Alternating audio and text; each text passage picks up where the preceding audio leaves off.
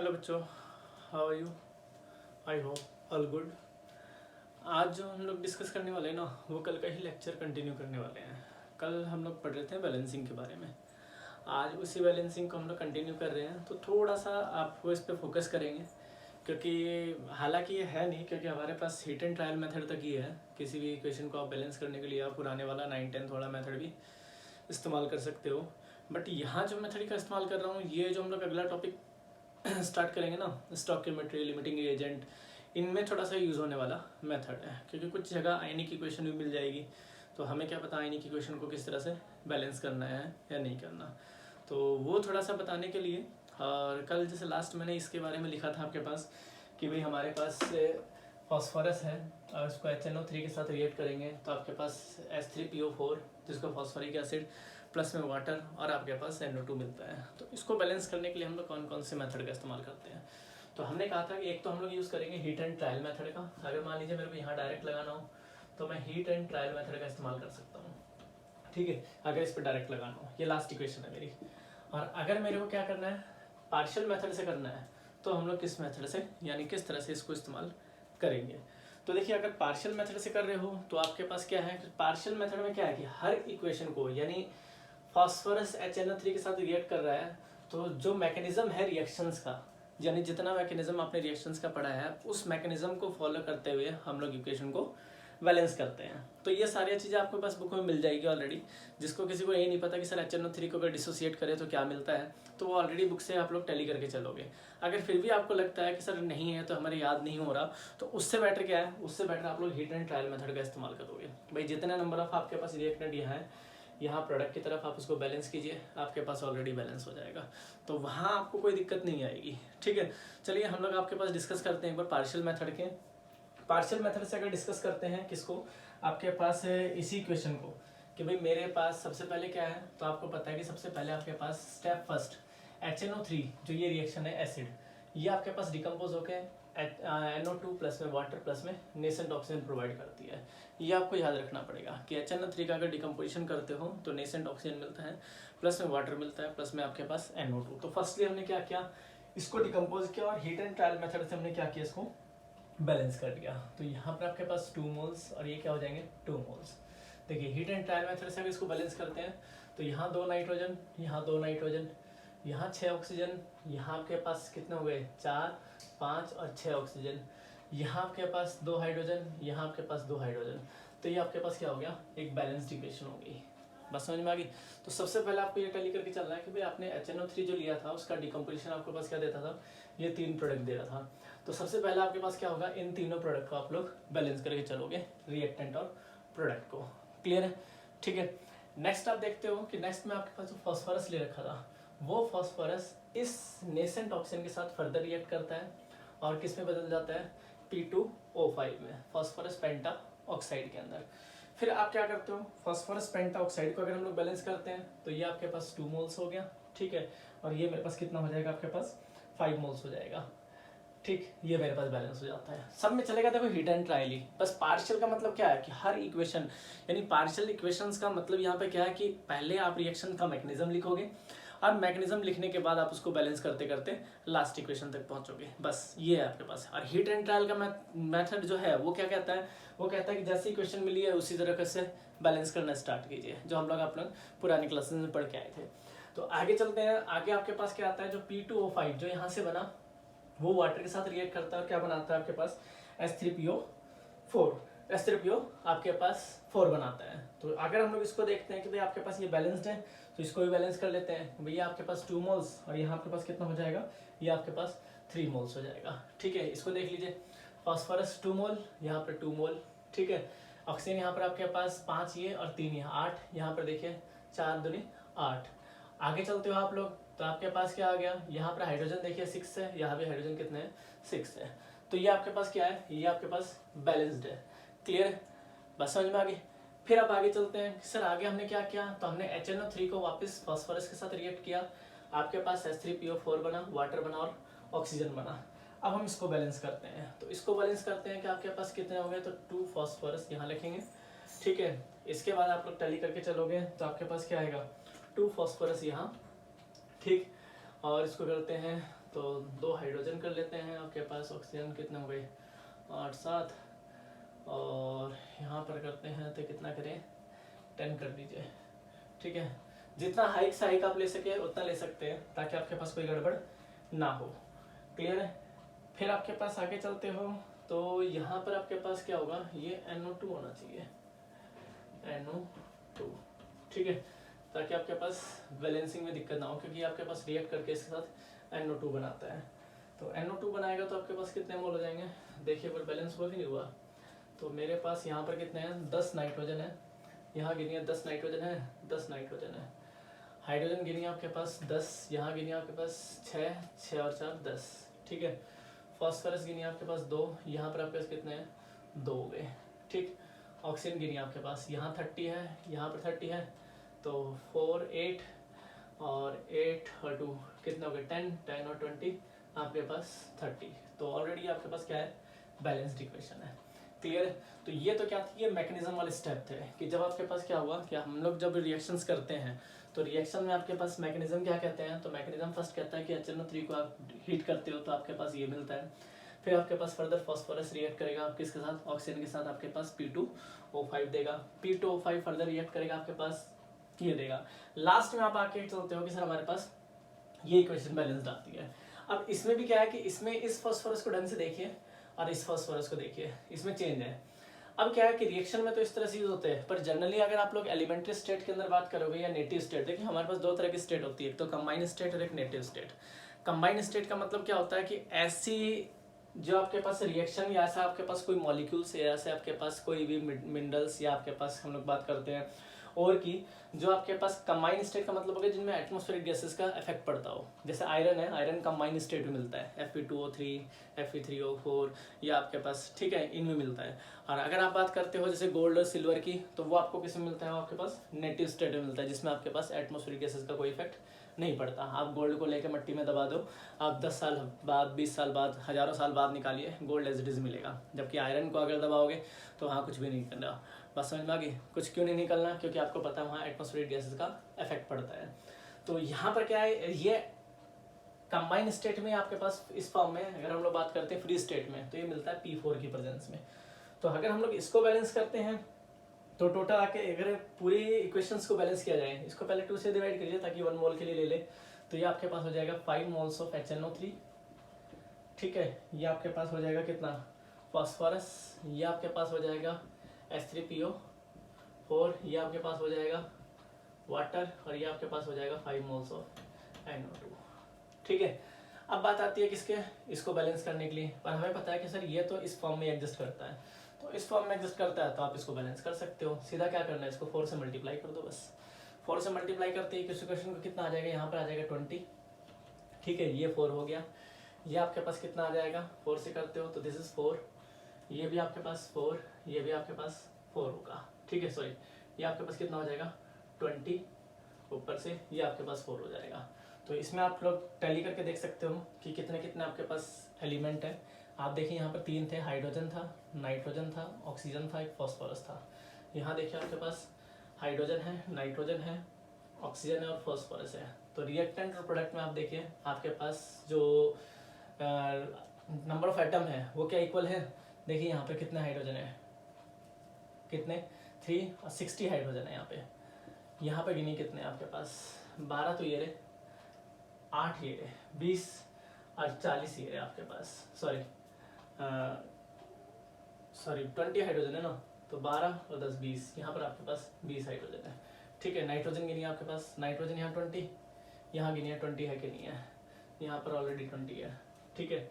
Oxygen यहाँ tally कीजिए, यहाँ पे कितने हैं 60, यहाँ गिनी आपके पास, यहाँ 4 4 जा 16, 16 और 4 कितने हो गए 20, 20 और 40 आपके पास 60। फॉस्फोरस देखिए यहाँ पे कितने हैं आपके पास, यहाँ भी है फॉस्फोरस, यहाँ 4 था, यहाँ देखिए आपके पास कितने हैं 4 है।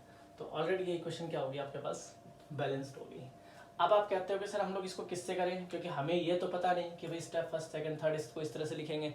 तो ये सिर्फ बताने के लिए कि पार्शियल इक्वेशन मेथड इस तरह से होती है, क्योंकि ये तो जैसे हम लोग आगे आगे क्लासेस बढ़ेगी जब हम लोग इन रिएक्शंस के बारे में पढ़ लेंगे तो ऑलरेडी हमें पता लग जाएगा कि रिएक्शन इस तरह से होती है। अभी के लिए फिलहाल आप क्या याद रखोगे, आप हीट एंड ट्रायल मेथड का इस्तेमाल करोगे हर बार, बात समझ में आ गई? क्योंकि हमें क्या पता कौन सी रिएक्शन, हमें क्या पता भाई HNO3 डिकम्पोज होगी यही देता है। ये भी तो हो सकता है कि N2O दे रहा हो।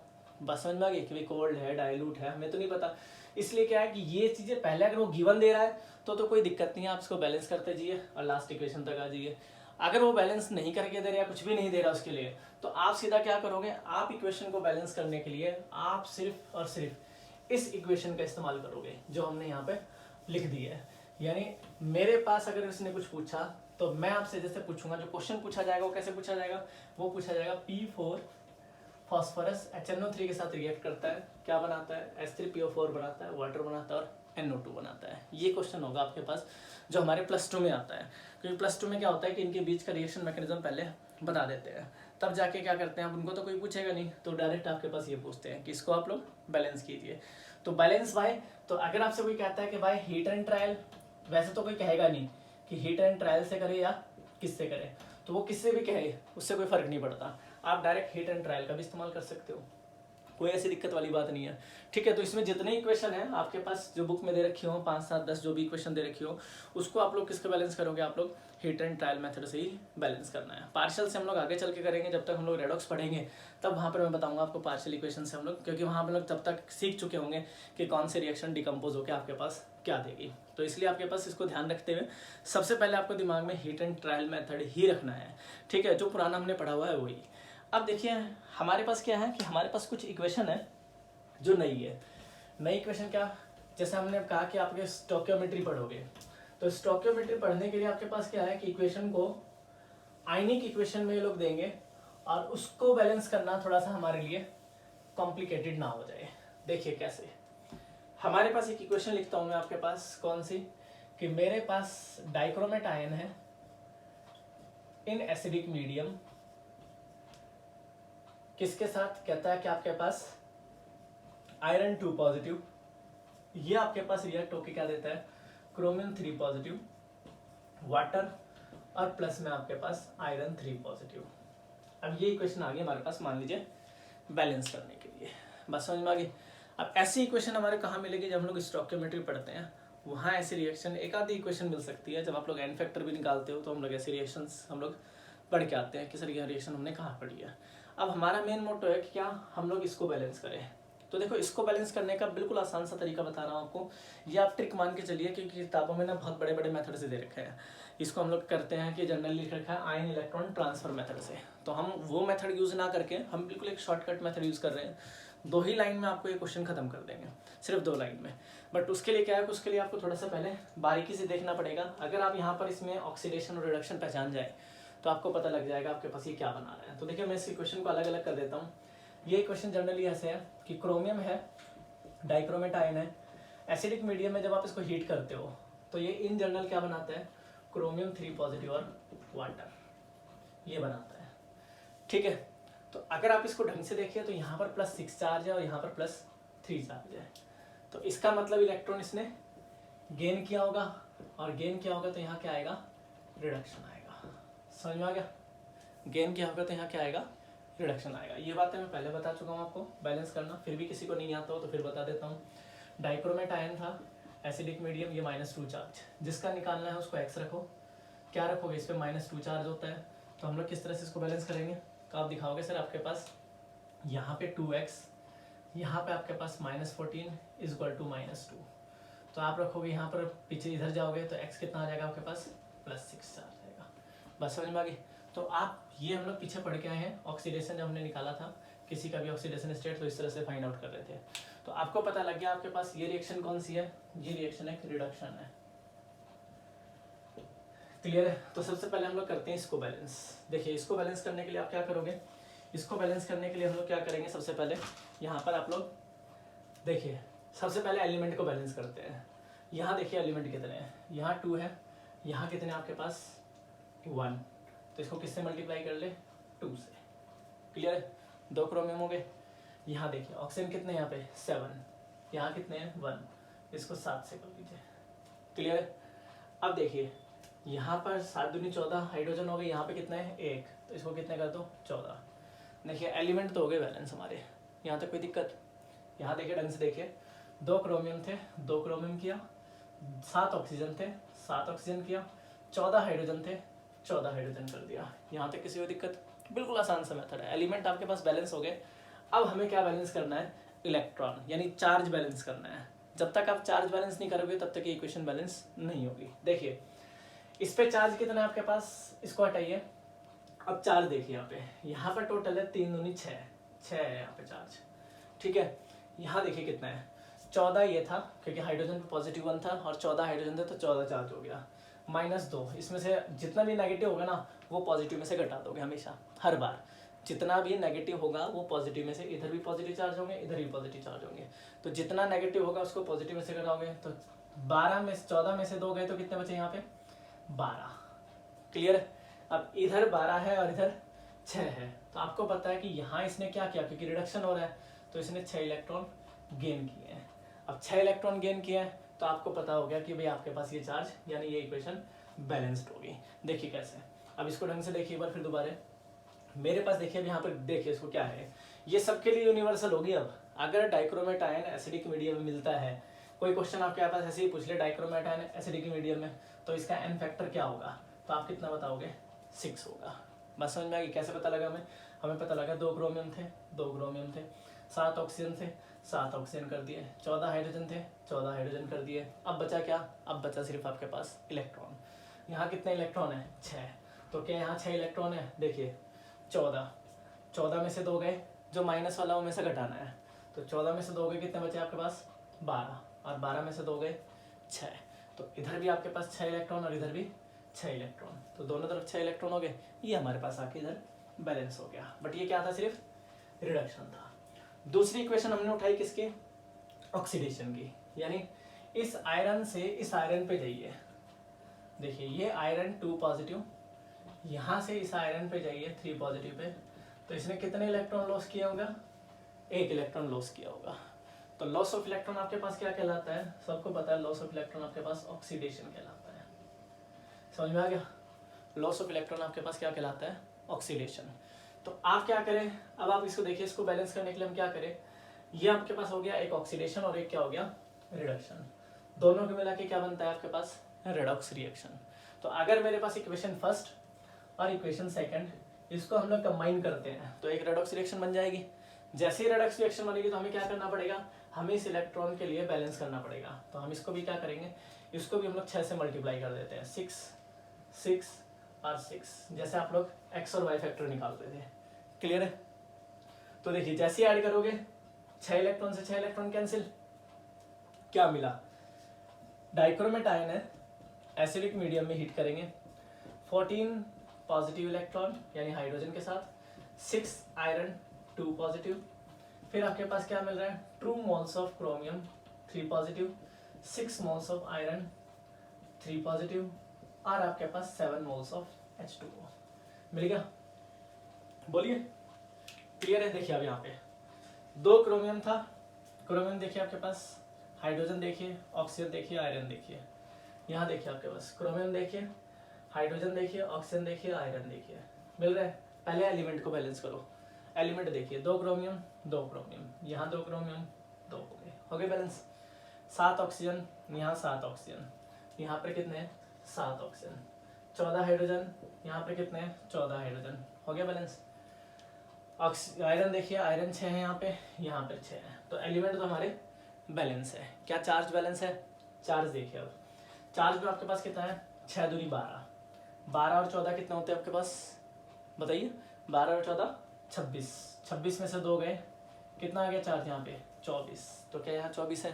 देख लीजिए, 6 3 18, 18 और 6 24, तो टोटली आपके पास ये क्या है?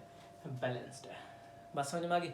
मतलब आपके पास क्या है? बिल्कुल स्मॉल ट्रिक जिसका आप लोग हर दम इस्तेमाल कर सकते हो। बस आपको एक बात याद रखनी है कि अगर मेरे पास डाइक्रोमेट आयन है और एसिडिक मीडियम के अंदर हीट कर रहा है तो ऑलवेज मेरे पास ये मिलेगा। ये आपको याद रखने वाली बात है। जो ऊपर वाली इक्वेशन है ये आपको हमेशा याद रखनी है। रिमेंबर, ये आपको हमेशा याद रख के चलनी है कि भाई आपके पास जो मेरे पास इक्वेशन है वो इस तरह से बनेगी। बताइए यहाँ तो कोई दिक्कत? अब ऊपर वाली इक्वेशन को देखिए और नीचे वाली देखिए, होगी ना बैलेंस? बात समझ में आ गई?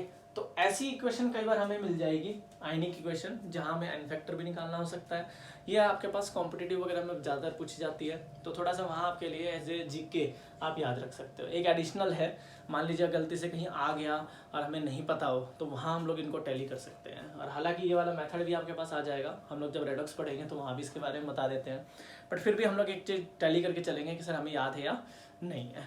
बस समझ में आ गई। जैसे मान लीजिए अगर मैं इसी में चेंज कर दूँ, कोई और नया इक्वेशन ले लूँ, जैसे आप इसको हटाइए, कोई नया इक्वेशन ले लेते हैं। देखिए यहाँ पे ए,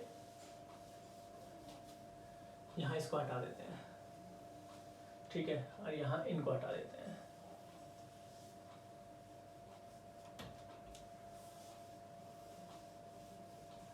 अब वही इक्वेशन है, डाइक्रोमेट आयन था एसिडिक मीडियम में, किसके साथ रिएक्ट कर रहा था, टिन 2 पॉजिटिव के साथ, और क्या बना रहा था, टिन 4 पॉजिटिव, ठीक है, सिमिलर, वही केस आ गया। अब ये क्वेश्चन तो आप लोग पहले से जानते हो कि डाइक्रोमेट आयन अगर एसिडिक मीडियम में होगा और उसको हीट करे तो क्या मिलता है आपके पास, ये मिलता है। हम लोग पहले बैलेंस करके आ चुके हैं, यहाँ तक तो कोई दिक्कत नहीं। आगे देखिए, आप टिन 2 पॉजिटिव से कहाँ गए, टिन 4 पॉजिटिव पे, तो 4 पॉजिटिव पे गए तो इसमें कितने इलेक्ट्रॉन लॉस के होंगे, 2 इलेक्ट्रॉन लॉस के होंगे। अब 2 इलेक्ट्रॉन लॉस क्या होगा तो ये क्या कहलाएगा, ऑक्सीडेशन कहलाएगा। बताइए, क्लियर है। अब आपको क्या करना है, सिर्फ इसको बैलेंस करके लिखना है, यानी 6 इलेक्ट्रॉन से 6 इलेक्ट्रॉन कट जाए तो इसको इस इक्वेशन को किससे मल्टीप्लाई करना पड़ेगा, 3 से। तो ये आपके पास 3 हो गया, ये आपके पास 3 हो गया, और यहाँ इलेक्ट्रॉन कितने हो गए, 6 हो गए। तो वही देखिए आपके पास 6 इलेक्ट्रॉन से 6 इलेक्ट्रॉन कैंसिल। इसको लिखिए, डाइक्रोमेट आयन है, एसिडिक मीडियम में हीट करोगे 14H पॉजिटिव के साथ, 3 टिन 2 पॉजिटिव, यहाँ आपके पास क्या मिलेगा, 2 मोल्स ऑफ क्रोमियम 3 पॉजिटिव, आपके पास 7 मोल्स ऑफ H2O और 3 मोल्स ऑफ टिन 4 पॉजिटिव। दिखा दोगे, बताइए। अब इसमें देख लीजिए आप, भाई क्रोमियम था मेरे पास, ऑक्सीजन था, हाइड्रोजन था और टिन था 2 पॉजिटिव। यहाँ देखिए, क्रोमियम था, हाइड्रोजन था, ऑक्सीजन था और टिन 4 पॉजिटिव। मिल गया। क्रोमियम गिनिए 2, यहाँ पे 2, ऑक्सीजन 7, यहाँ पे 7, हाइड्रोजन 14, यहाँ पे 14। देख रहे हो, यहाँ पे कितना है 3, यहाँ पे कितना है 3। Element balance. अब आप देखिए आपके पास इलेक्ट्रॉन बैलेंस है, नहीं है। देखिए 14 में से 2 गए, वही आपके पास कितने बचे, 12, और 12 और 6 18 इलेक्ट्रॉन यहाँ पे प्रेजेंट है। यहाँ देखिए आपके पास 4 × 12, 12 और 6 18 इलेक्ट्रॉन हो गया बैलेंस। बस समझ में आ गई। तो कोई भी आयनिक इक्वेशन अगर वो डाइक्रोमेट आयन की है तो आप इसी तरह से बैलेंस कर सकते हो। ये जनरली आपके पास IIT इनके अंदर आते हैं। तो ऐसे क्वेश्चंस को हम लोग क्या करते हैं, अभी हम लोग जनरली याद रखेंगे कि ऐसे क्वेश्चंस हमारे पास हैं, और ये अभी आपको बुक में नहीं मिलेंगे, ध्यान रखना। कहीं आप बुक में ढूंढो और आपके पास बच्चों की +1 की जो बुक है, ये या तो कॉम्पिटिटिव में मिलेंगे आपको, ठीक है, या फिर मिलेंगे रेडॉक्स में 8th यूनिट के अंदर। ये बात ध्यान रखना, आपके पास अभी नहीं मिलेंगे फर्स्ट यूनिट में, या तो कॉम्पिटिटिव में। मैंने आपको पहले बता दिया। अभी यहाँ पर हीट एंड ट्रायल मेथड का इस्तेमाल करना है। छोटी छोटी इक्वेशन मिलेगी, उसको हीट एंड ट्रायल से बैलेंस कर सकते हो। एक और देख लेते हैं, अगर इसको हटा के हमने एक नई इक्वेशन ले लेते हैं, कोई और छोटी सी। 2 ही इक्वेशन तो हमारे पास आती है, और 2 ही इक्वेशन हमारे पास ज़्यादातर यूज होती है।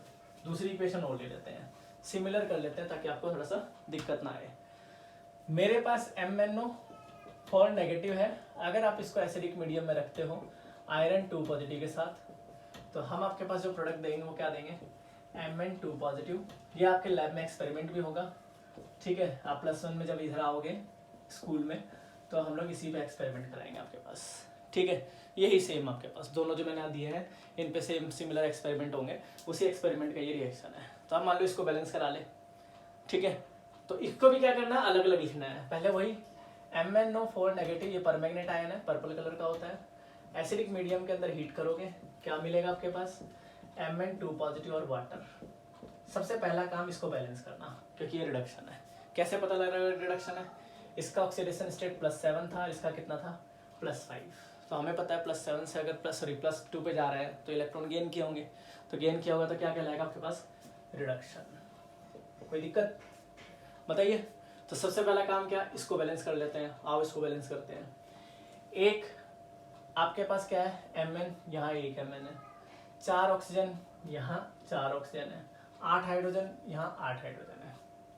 हो गया बैलेंस। एलिमेंट बैलेंस, इलेक्ट्रॉन गिनिए, 8 8 में से गया 7, यहाँ कितने हैं 5, तो इसने कितने इलेक्ट्रॉन गेन किए होंगे 5 इलेक्ट्रॉन गेन किए। समझ में आ गया। तो ये क्या हो गया रिडक्शन। ये हमेशा ऐसे ही मिलेगा कि अगर आपके पास, जैसे हमने कहा, मैंने सॉल्यूशन पढ़ाया था तो सॉल्यूशन कहा था अगर परमैंगनेट आयन है एसिडिक मीडियम में होगा तो उसका एन फैक्टर क्या होगा, तो आपने एन फैक्टर वहाँ कितना बताया था 5। ये एन फैक्टर वाला ही कंसेप्ट है, बस समझ में आ गई। आप एन फैक्टर बोलो और चाहे इसमें बैलेंस में इसको यूज करो, कोई दिक्कत वाली बात नहीं है। अब आ जाओ, आयरन 2 पॉजिटिव था, कहाँ जा रहा था iron 3 positive pay, 1 electron loss किया होगा, इसको बैलेंस करना है। तो इस इक्वेशन को हम लोग किससे मल्टीप्लाई कर देंगे 5 से मल्टीप्लाई कर देंगे, बताओ, ताकि 5 से 5 इलेक्ट्रॉन कैंसिल हो जाए। कैंसिल होते हमारे पास क्या आ गया MnO4 नेगेटिव, आपके पास 8 mole of H positive, 5 moles of iron 2 positive, क्या दे रहे हैं आपके पास Mn2 positive, 5 moles of iron 3 positive और 4 मोल्स ऑफ H2O। क्लियर। देख लीजिए अब इसको, यहाँ Mn था, हाइड्रोजन था, ऑक्सीजन था, आयरन था। यहाँ देखिए Mn है, हाइड्रोजन Mn2 पॉजिटिव कह लीजिए, Mn कह लीजिए, Mn2 पॉजिटिव, यहाँ कितने आपके पास हाइड्रोजन, ऑक्सीजन और आयरन 3 पॉजिटिव। क्या एलिमेंट बैलेंस है Mn 1 1 1। क्लियर। हाइड्रोजन कितने हो गए 8, यहाँ 8 हो गया। आप ऑक्सीजन देखिए, यहाँ 4, यहाँ पर आपके पास कितने हैं, यहाँ देखिए 4, ठीक है। आयरन कितने हैं यहाँ 5, यहाँ कितने हैं 5, तो एलिमेंट तो बैलेंस है। अब देखिए इलेक्ट्रॉन बैलेंस है या नहीं है, यहाँ देखिए 5 दिया 15, 15 और 2 कितने हो गए 17। क्या यहाँ 17 इलेक्ट्रॉन है, 5 दूनी 10, 10 और 8 18, 18 में से एक गए 17। कर सकते हो। तो ऐसी इक्वेशंस को आप लोग टैली करके आओगे, ऐसी इक्वेशंस आप लोग देखोगे, कहीं आपको थोड़ा सा दिक्कत लगता है कि भाई हाँ सर इसमें मेरे को दिक्कत हो सकती है, तो आप मेरे से पूछ सकते हो, आप मुझे व्हाट्सअप कर सकते हो। आपको पता है कि हाँ अगर ये यूज़ हो रहा है, ये देखिए आपके पास एज ए जीके बताया, आपको ध्यान रखना इसका अभी सिलेबस में कहीं इस्तेमाल नहीं है। अभी आपके पास स्टोइकियोमेट्री में होगा तो बिल्कुल नॉर्मल इक्वेशन बैलेंस्ड होगा, आपके पास ज़्यादा नहीं, आपके पास ऐसी इक्वेशन बैलेंस करने के लिए आएंगी। अगर आपके पास दिखाते हैं, जैसे मान लीजिए आपके पास 2 मोल्स ऑफ अमोनिया, जैसे अमोनिया ले लेते हैं, इसको डिकम्पोज करते हैं तो N2 प्लस में H2 मिलता है, कहते हैं इसको बैलेंस करो। ऐसी इक्वेशन हमारे को बैलेंस करने के लिए मिलेगी। तो हमें पता है कि यहाँ 2, यहाँ पर आपके पास 3, ये बैलेंस होगी, ठीक है। अभी तक तो ऐसी इक्वेशन मिलेगी, तो इतना ज़्यादा पैनिक होने की जरूरत नहीं है। ये सिर्फ आपके लिए जीके के लिए, ताकि आपको आइडिया हो जाए कि ऐसी इक्वेशन हम लोग कहीं पढ़ के आए हैं, ताकि बाद में जब हमारे पास आए वापस तो हमें दिक्कत ना हो कि सर हमने ऐसी इक्वेशन कहीं पढ़ी थी या नहीं पढ़ी थी, ठीक है। तो आई होप आपके पास ये रिएक्शन क्लियर होगी, ठीक है। फिर आपको बता दिया जो ये रिएक्शन है ये 100% आप कहीं चले जाना, ये आपको यही प्रोडक्ट बना के देगी, ठीक है। तो ये यूनिवर्सल होगी, तो आपको याद रखना है कि डाइक्रोमेट आयन अगर एसिडिक मीडियम है तो वो आपके पास Mn2 पॉजिटिव और वाटर देता है, ठीक है। सॉरी, परमैंगनेट आयन आपके पास एसिडिक मीडियम में है तो Mn2 पॉजिटिव और वाटर देता है, और डाइक्रोमेट आयन यानी आपके पास Cr2O7 2 नेगेटिव, वो क्रोमियम 3 पॉजिटिव और वाटर देता है। तो आई होप आप इसको टैली करोगे, और जितने क्वेश्चन आपके पास बैलेंसिंग के होते हैं उनको प्लीज़ आप हिट एंड ट्रायल मेथड से ही करिए। ऐसे क्वेश्चन अगर कहीं आते हैं तो आप उसको कीजिए, अदरवाइज आपके पास अभी कोई ज़रूरत नहीं है आपको। अगर आपके पास बुक में नहीं दे रखे तो इनको करने की ज़रूरत नहीं है। जहाँ इक्वेशन में कहीं अगर हमारे पास आ गया तो हम लोग वहाँ इजीली बैलेंस कर सकते हैं। Thank you so much. Stoichiometry पढ़ेंगे इसको।